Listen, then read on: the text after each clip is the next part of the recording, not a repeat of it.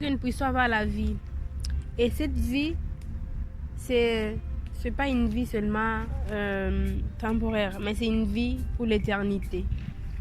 Il est Dieu et il est merveilleux. Il mérite d'être adoré, d'être loué. Allez, donc d'accord. Je vais maintenant commencer à dire ce que le Seigneur Jésus-Christ m'a permis de me montrer. C'est une grâce.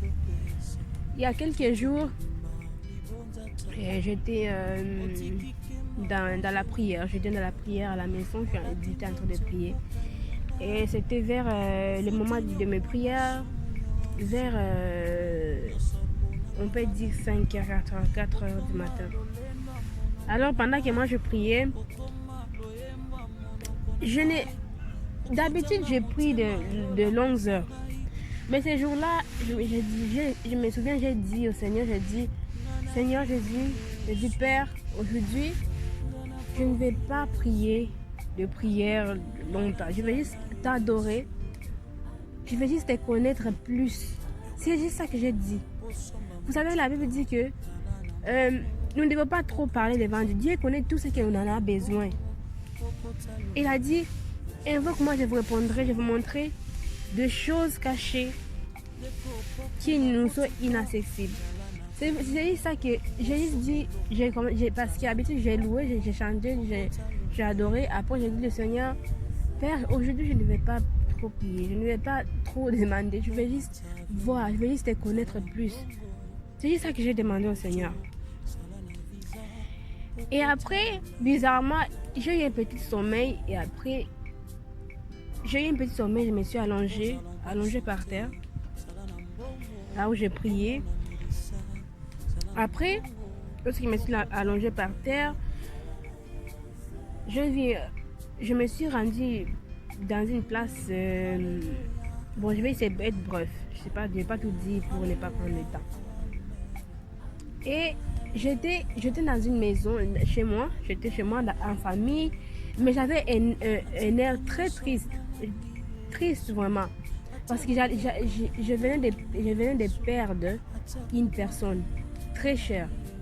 Et dans cette vision, c'était comme j'ai perdu mon père. Dans cette vision-là, il était mort. C'est comme s'il était déjà enterré. Alors on était comme en famille, on se console. Et puis brusquement, il y avait un homme, un jeune homme qui était à la fenêtre.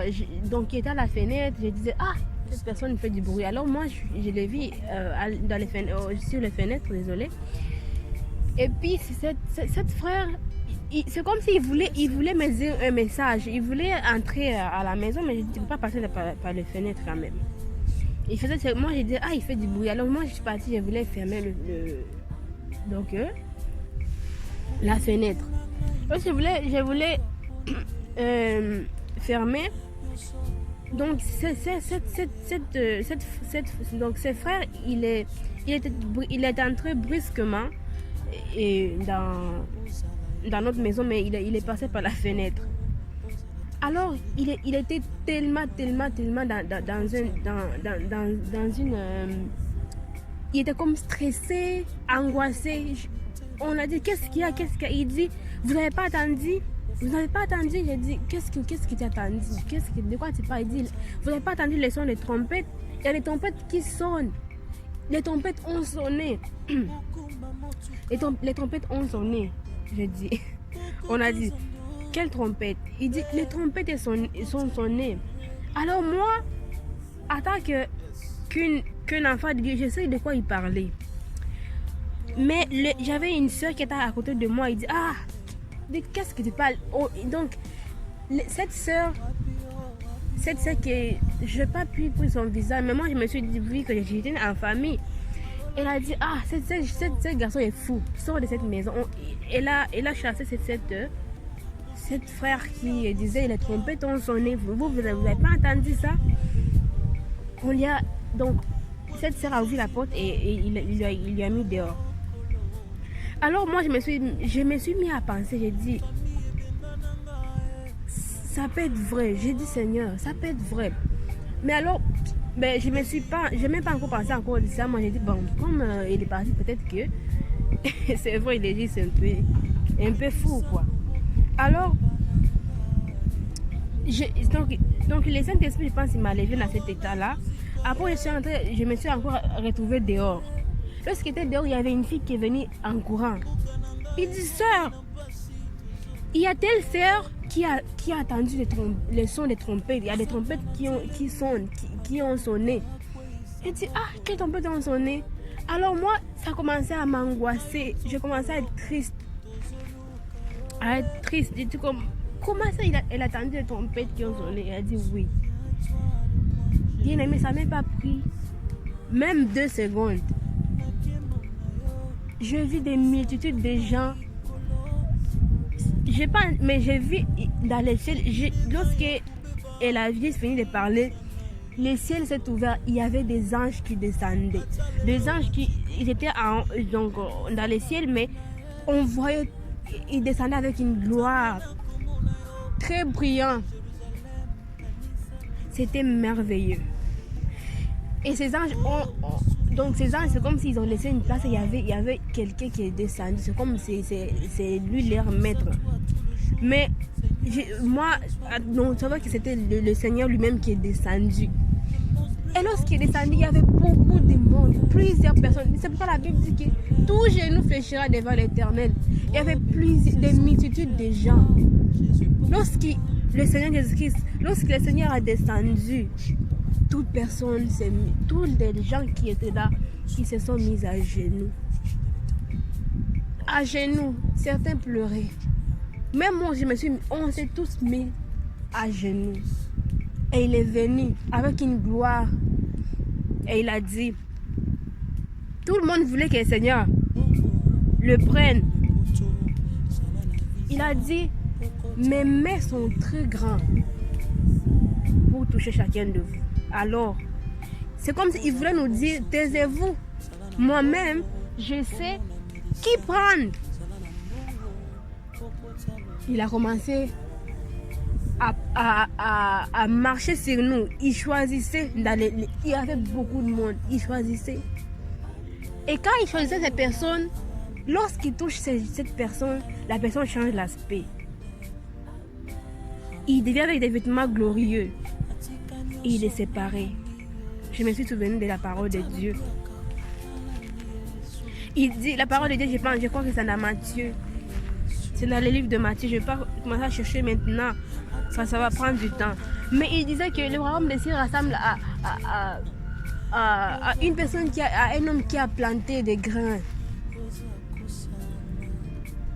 Et lorsque ces grains, un maître qui a planté de grains dans un champ. Et après, il y a comme des mauvaises herbes et des bonnes herbes qui ont poussé dans les champs. C'est comme ça. Et donc, plus loin dans la parole de Dieu, il dit que... Alors, les serviteurs de ces maîtres lui disent, maître, il y a des mauvaises herbes dans ce champ. Est-ce qu'on peut les enlever? Le maître a dit non. Vous ne pouvez pas les enlever maintenant. Mais, on les enlèvera le jour de la moisson. On va la lever puis on va les séparer des bonnes herbes et des bonnes. Ça, c'est une histoire qui est dans la Bible. C'est comme ça que le Seigneur faisait. Il choisissait de gens, dans ces multitudes de gens, il choisissait. Et moi, j'étais là, par terre. Donc, c'était une grande angoisse en nous. Oh mon Dieu. J'étais aussi par terre. Lorsqu'il est venu à mon tour, bien aimé, il allait me toucher. Mais il m'a laissé. Il est passé en arrière de moi. Et après, j'ai commencé à pleurer. Je me disais, Seigneur, pourquoi tu ne m'as pas touché? Pourquoi tu ne m'as pas pris? Pourquoi tu ne m'as pas pris, oh Dieu? Et je pense que le Saint-Esprit, dans les visions, le Saint-Esprit voulait me parler. J'ai regardé mon aspect physique. Je n'avais pas de bons vêtements. Quand on vous parle de dépouillement, oh my God. Quand on vous parle de dépouillement, de se dépouiller, on pense que c'est des mensonges, c'est des choses. Mais lorsqu'il est passé, il a voulu toucher sur ma tête. Mais je pense, j'avais mes propres cheveux naturels. Mais j'avais des choses que j'avais mis. C'est comme des fils. Les Africains connaissent ça. Parfois, nous, les Africains, on tresse les cheveux avec des fils. Hein, des fils, il y a des fils, des petits fils noirs là. Qu'on tresse les cheveux, même parfois l'élastique. On fait ça aux enfants. J'espère que j'aurai des petites images à mettre pour que vous puissiez comprendre. Alors, il a même pas encore touché ma tête. Il est parti. Mais moi, je me suis dit, alors, dans mon cœur, dans les visions, je me suis dit que, oh, c'est à cause de ça qu'il m'a pas pris. Il n'a pas pu toucher de ma tête. Et après, j'ai pleuré dans les visions, j'ai pleuré. Là, je suis encore dans les songes, dans les visions. C'était même pas une vision, c'était une vision. Je pleurais. J'ai dit, Seigneur, pourquoi tu ne m'as pas pris? Pourquoi tu ne m'as pas pris? Et bien aimé, les songes, les visions, pardon, est fini par, à cette étape-là. Je me suis réveillée. Je pensais que, parce que, oh oui, dans les songes, moi, je pensais que c'est la fin pour moi. Je sais que si le Seigneur ne m'amène pas avec lui, où est-ce que je vais aller? En enfer. Je pleurais. Je dis, c'est fini pour moi, c'est fini pour moi. Moi, dans ce temps-là, je pensais seulement que ma direction, c'est en enfer. Je disais que c'est fini pour moi. Parce que quand nous sommes dans une vision, on pense qu'on est là. C'est déjà fini. Mais lorsque je me suis réveillée, je me suis dit, Seigneur Jésus, c'est la première chose que j'ai dit merci parce que je suis... C'était qu'une vision, qu'un rêve. Parce que moi, je pensais que c'était fini pour moi. C'était... Oh mon Dieu, oh my God. Je pensais que c'était fini pour moi. Je me suis réveillée et dit merci Dieu. Merci éternel Dieu parce que c'était... Tu voulais seulement me parler. J'ai remercié le Seigneur. J'ai pleuré ces jours-là lorsque je me suis réveillée. Je dis pourquoi je suis restée. Oh, regarde une gloire qu'il était. Je me suis dit pourquoi je suis restée. Alors, j'ai commencé à demander, donc bien aimé. Quand on nous dit de se dépouiller, je sais que ce n'est pas moi-même qui dis ça. Il y a plusieurs vidéos qui disent, frères et sœurs, enlevez les mèches. Non, désolé, les sœurs, enlevez les mèches. Toutes les choses qu'on met sur nous. Le parure extérieur. Mais on pense que c'est de blague. Il ne m'a pas touché à cause de cela. Lorsque je m'entends, j'ai dit, hey! Je passe à cause de ça. Je pense, le Saint-Esprit voulait me dire que, à cause de ça, à cause de ce que tu as, à cause de ce que tu portes, ce que tu as, tu paies, tu vas manquer l'enlèvement. Ou tu n'iras pas au ciel, bien aimé. Je vais juste lire un verset. Rapidement. Ça, c'est un verset que plusieurs personnes qui est dans la Bible. Donc, c'est un verset que plusieurs personnes disent que ce sont des mensonges, ce sont des femmes qui étaient dans les anciens temps. C'est seulement les femmes qui étaient dans les anciens temps qu'on a dit cela, ceci et ces choses. Donc, mais vous dites ça, mais c'est dans la Bible. C'est pas nous qui avons écrit ça, c'est pas moi qui ai écrit ça, ce n'est pas moi. Alors, je vais lire 1 Timothée chapitre 1, verset... Non, excuse-moi, c'est 1 Timothée chapitre 2, verset 9 à 10. Il dit, de même, je veux aussi que les femmes habillées s'habille, dans d'autres versions, il dit s'habille d'une manière de sainte. Sépare avec pédure et simplicité, non avec détresse, de l'or, de perles ou de toilettes somptueuses, mais plutôt avec des œuvres bonnes, comme cela convient à des femmes qui affirment honorer Dieu. Que la femme s'instruise paisiblement d'une manière soumise. Amen. Donc, bien aimé, c'est ça la parole de Dieu. Donc, ce que Dieu veut que nous nous habillions, c'est d'une manière de sainte. Se part avec pédure et simplicité. D'autres versions disent modestie. Donc, il faut qu'on soit simple, qu'on reste de la manière que Dieu nous a créés. La manière que Dieu nous a créés. Il y a aussi une autre version qui est dans 1 Pierre. 1 Pierre. Mais je pense pas que je vais le lire aujourd'hui parce que j'ai assez trop pris du temps. Mais vous avez compris. Tu as compris, sœur. Tu as compris, ma sœur. Je ne sais pas là où tu es, ma sœur. Je ne sais pas d'où est-ce que cette vidéo va te trouver, mais tu as compris un peu. Tu as compris ce que Dieu veut. Qu'on soit des manières, qu'on s'habille d'une manière décente. Décente, ce n'est pas de montrer nos corps.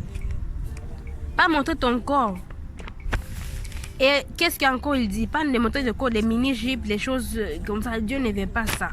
Dieu ne veut pas ça dans son église. Dieu ne veut pas ça dans son assemblée. Dieu ne veut pas ça partout là où on va. Qu'on sépare des tresses, de l'or. Lorsqu'on parle des autres, c'est des bijoux, des chaînettes, de perles ou des... Donc, il dit de séparer des tresses d'or et de perles. Mais Dieu veut qu'on soit simple. Bien aimé. C'est ça l'essence que j'ai eu. À cause de ça, il ne m'a pas touché. À cause des choses que j'ai mis dans ma tête, il ne m'a pas touché. Bien aimé, soyez bénis. C'était vraiment ça le message que je voulais dire. Que l'éternel Jésus-Christ te touche là où tu es. Qu'il puisse nous toucher. Qu'il te touche. De saisir le message qui est dans sa parole de Timothée, verset 9 à 10. Donc 1 Timothée, chapitre 1. Donc c'est 1 Timothée. Il y a un peu de bruit, excusez-moi. Donc c'est 1 Timothée, chapitre 2, verset 9 à 10. Bien-aimés, soyez bénis.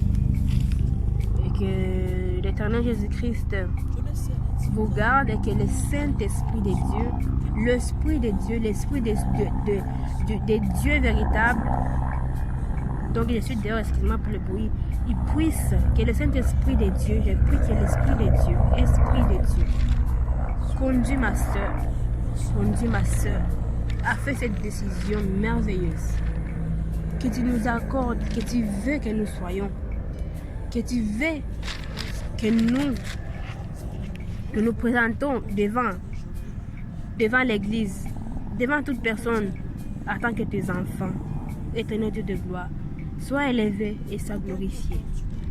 Merci Seigneur Jésus-Christ. À toi soit les règnes et la puissance et la gloire pour l'éternité. Amen. Soyez bénis et je vous dis à très bientôt. Bye bye.